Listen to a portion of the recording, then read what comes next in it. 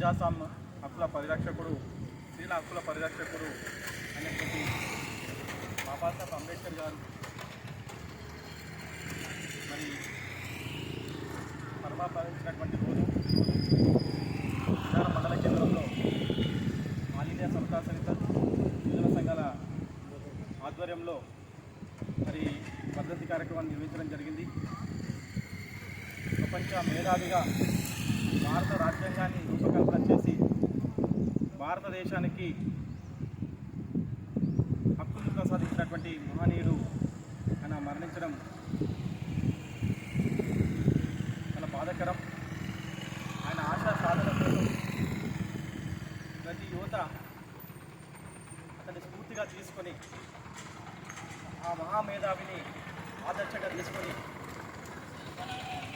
ఆయన ఆశా సాధన కోసం నడుం దిగించి పోరాటానికి సంసిద్ధమై భారత రాజ్యాంగం ఉన్నటువంటి హక్కుల్ని పరిరక్షించడం కోసం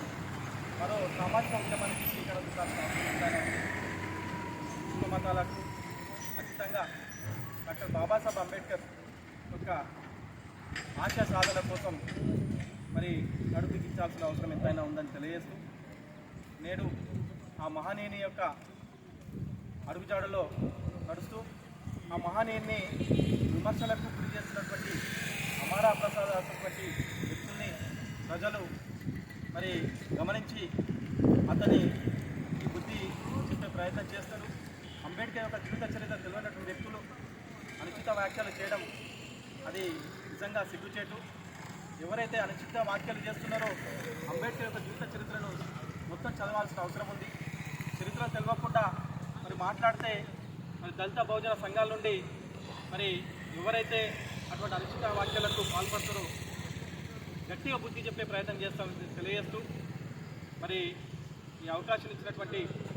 జిన్నారం మండల ఆల్ ఇండియా సమతా సమిత యువజన సంఘాల సభకు అభ్యర్థులను తెలియజేస్తూ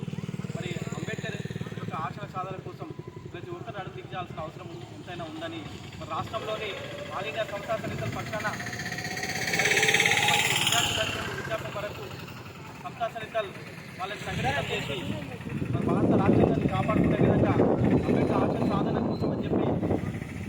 గొప్ప ప్రణాళిక సంసిద్ధం చేస్తున్నాం. భవిష్యత్తులో గొప్ప విజయాలు సాధిస్తామని ఈ సందర్భంగా తెలియజేస్తూ ముగిస్తున్నాను. జై భీమ్, జై జై భీమ్, జై